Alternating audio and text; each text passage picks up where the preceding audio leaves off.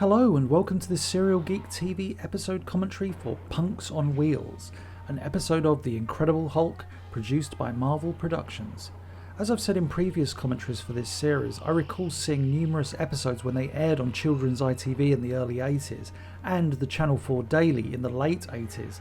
That said, for some reason I never actually recall seeing this episode when it was broadcast, which is odd, as I think it's a standout episode of the series, in a series that has numerous standout episodes. It could be that I just missed the broadcast. As a kid I saw this episode as it was released to VHS, along with two others, Enter She-Hulk and The Boy Who Saw Tomorrow, and my local video store thankfully had that very same VHS in stock. I rented that VHS tape numerous times until the late 90s, when I went back into the video store and they were actually selling all of their VHS tapes, and so I acquired it.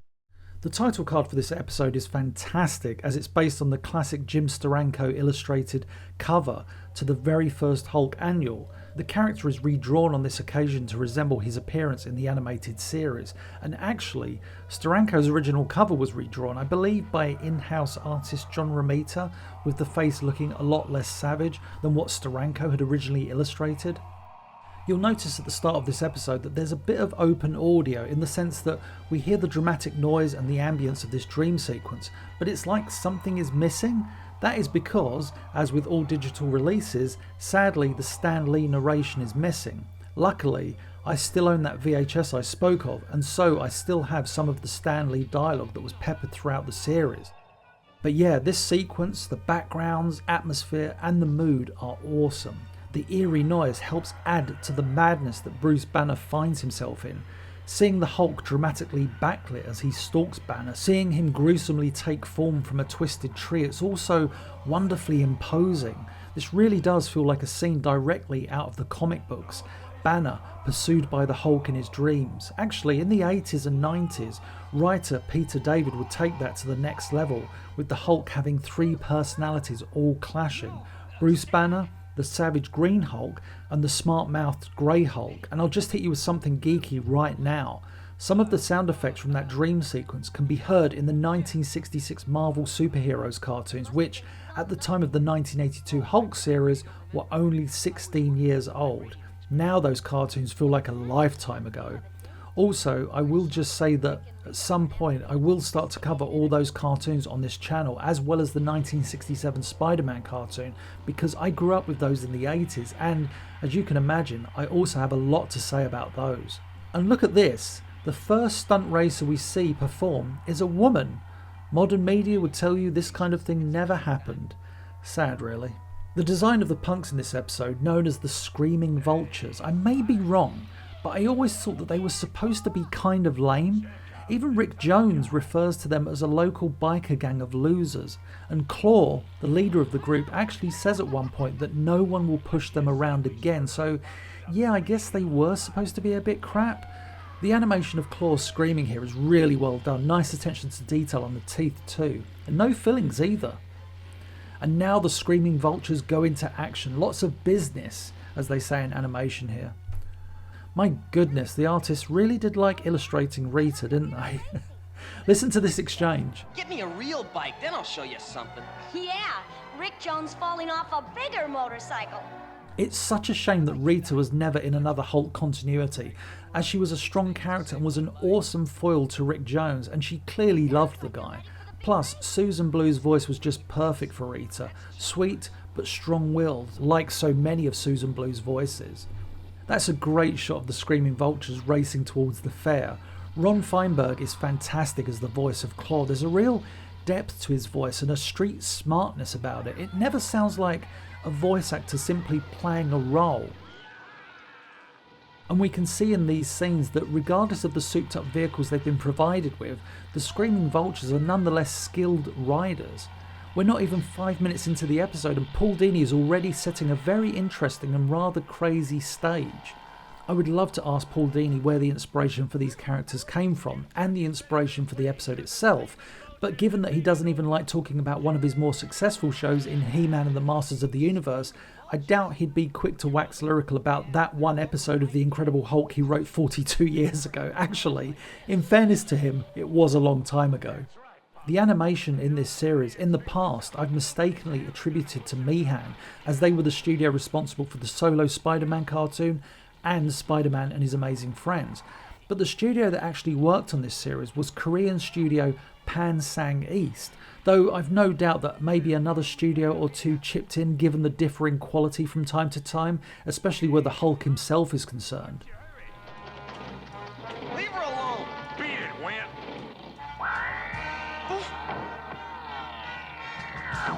And now the screaming vultures are about to go from a bit of a nuisance to full-on criminals, kidnapping Rita.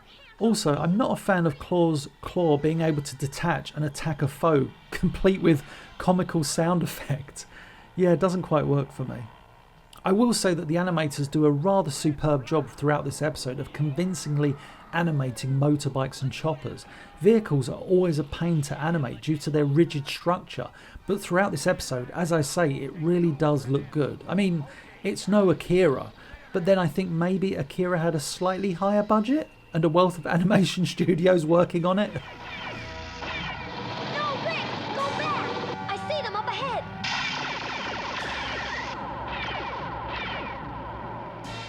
There are numerous little things I like about this brief chase. Rick's bravery, Rita's utter selflessness, more concerned about Rick's safety than her own, Bruce Banner and Betty Ross in hot pursuit, and we're about to get a pretty awesome moment here as Bruce manages to save the life of Betty, ditch the flailing Jeep, and prevent himself falling to his death by, wait for it, locating the only protruding branch from the cliff. But yeah, this transformation coming up in which Banner turns into the Hulk is one of my favourites. It's awesome.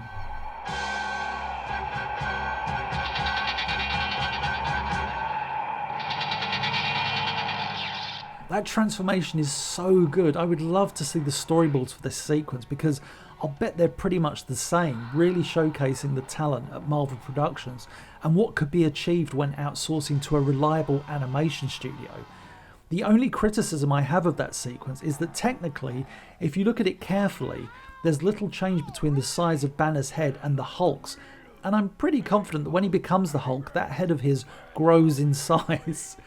I love how everyone reacts differently to the sudden arrival of the Hulk. Rick Jones, voiced by Michael Horton, being the funniest of course with his "all right."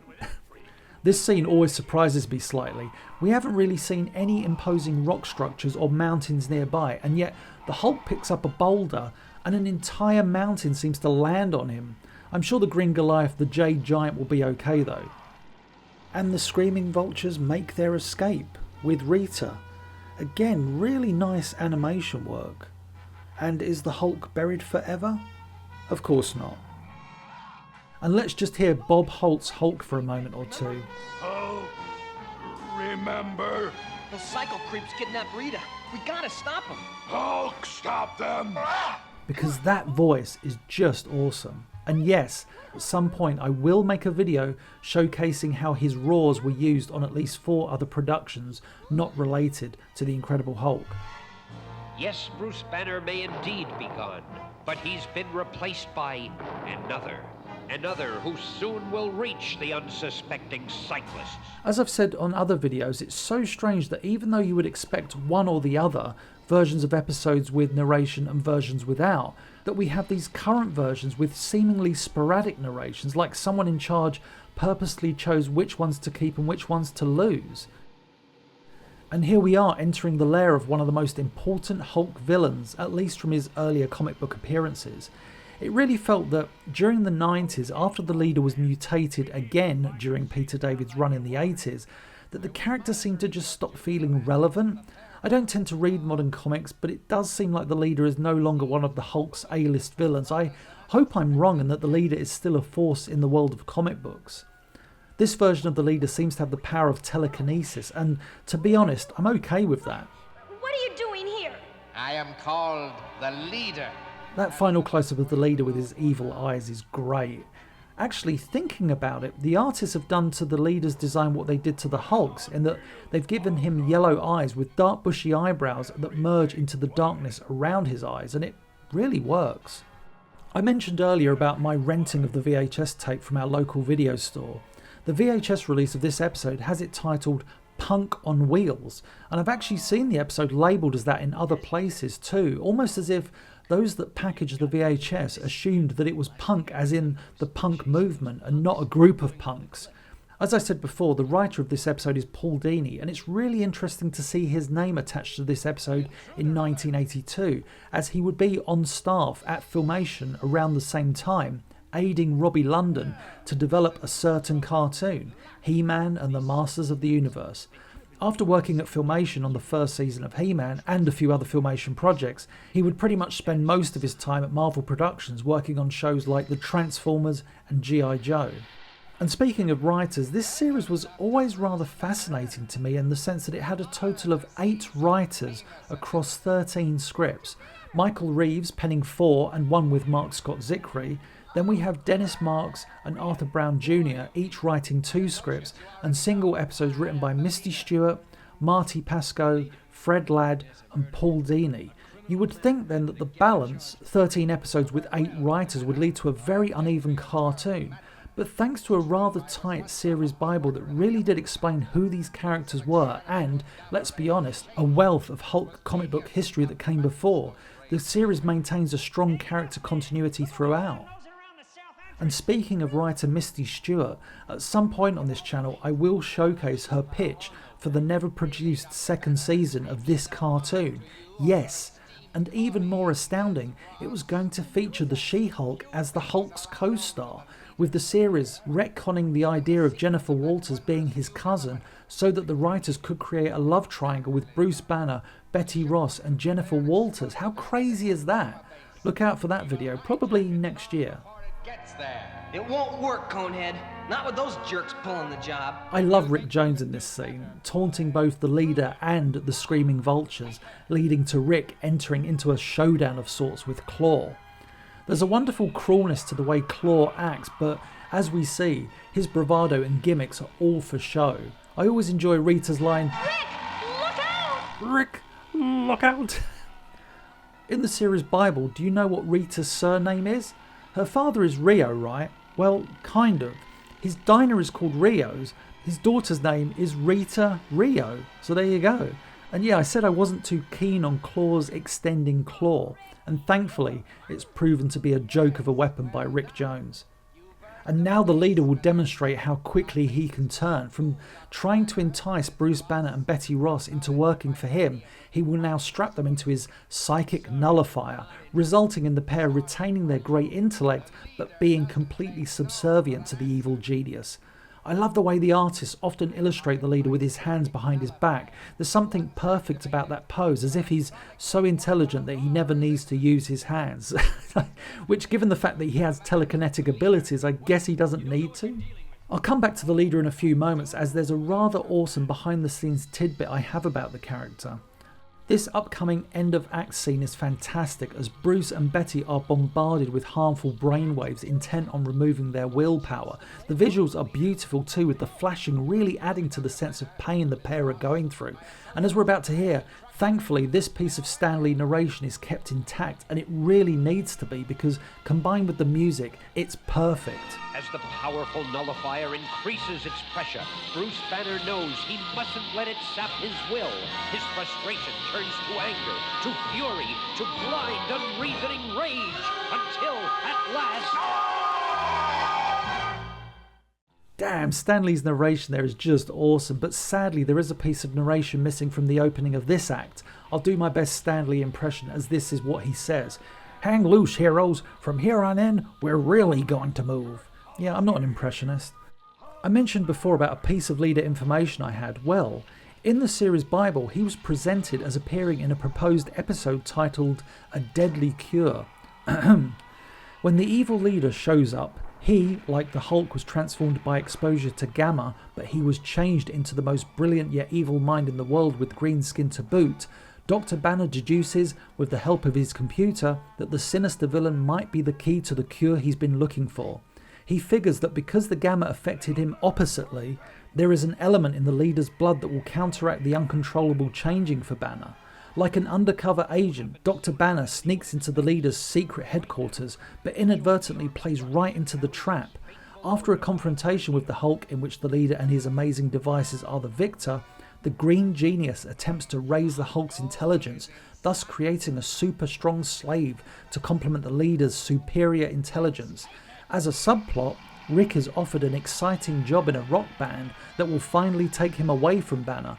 After Banner's urging him, Rick takes the gig and leaves for an exciting opening night in New York City until he finds out about the Hulk's dilemma and splits just before the curtain rises, blowing his career in order to help the Hulk. I'll admit I do love the sound of that episode, especially the leader attempting to raise the intelligence of the Hulk and make him his super strong slave. What could have been? And it would appear that the leader's plan is going to plan. Sleeping gas, one of those go-to devices in a script you can use to alter the course of events.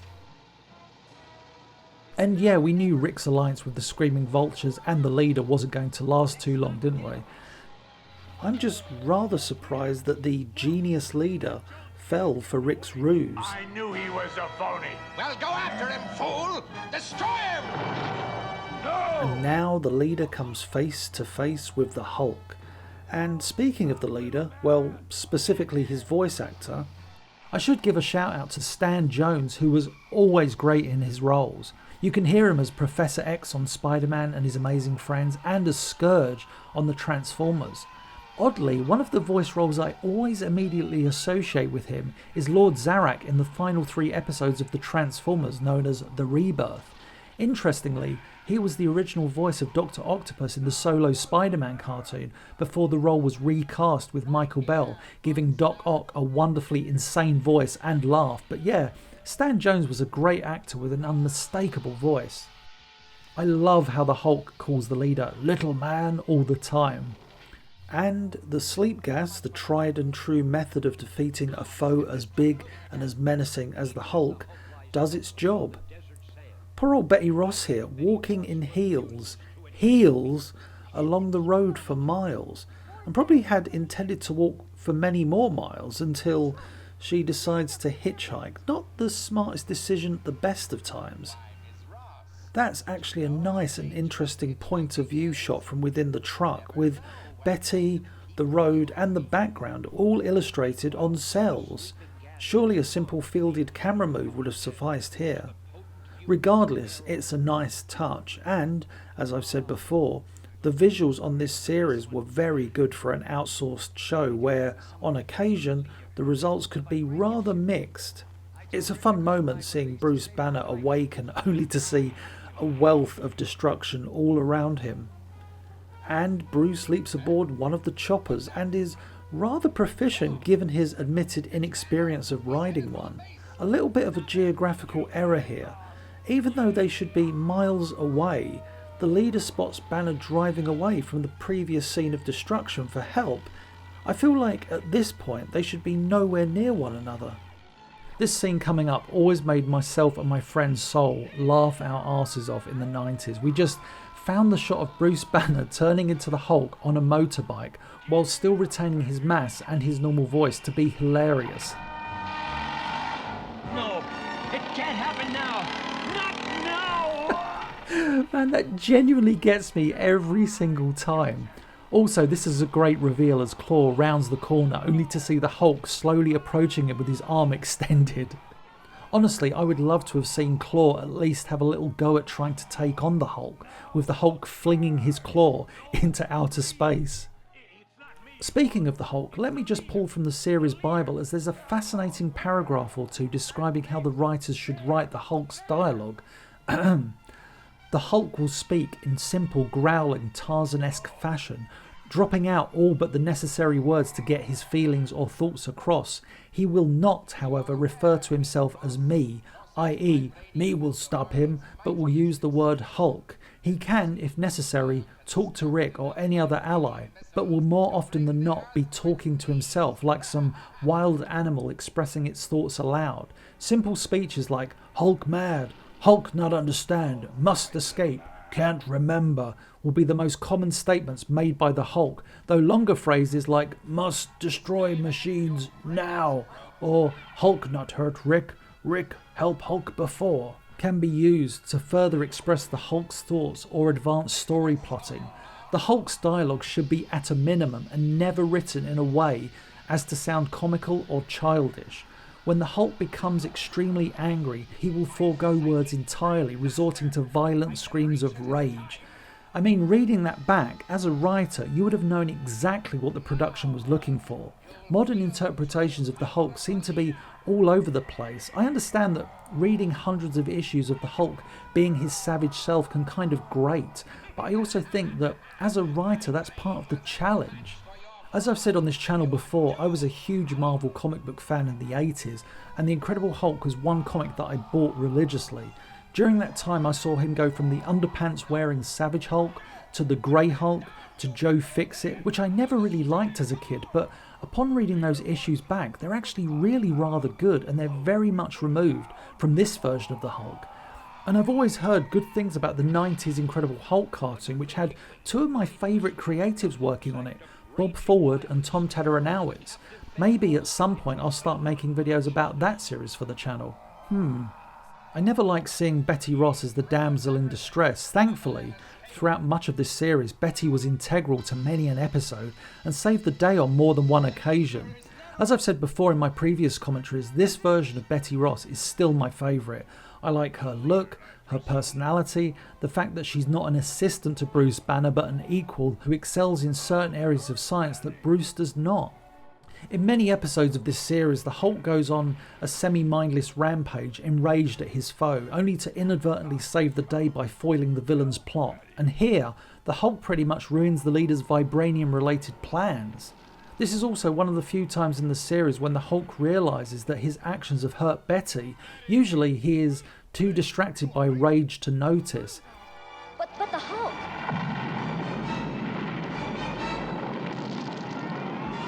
And we get a nice big explosion, signalling the end of the leader's lair and maybe even the Hulk.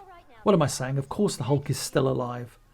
I really like this upcoming shot of Bruce and Betty hugging. It's not the most rendered illustration in the world, but there's a real comfort and love in the image. It's very sweet. Even if Rick Jones does lean in and ruin the moment. The monster has once again become a man. But for how long? Not even I, Stan Lee, can answer that. And with Stan Lee's closing, awesome narration, the episode comes to an end. Yeah, Punks on Wheels, one of my favourite episodes of this brief animated series featuring the Green Goliath. This episode has a lot of great set pieces, the usual amount of drama and strong characterisation seen in this series, as well as one of the best Hulks to have ever graced the small screen. And that's the end of this episode commentary. I hope you enjoyed it. If you did, please be sure to like, share and subscribe, and I'll catch you on the next one.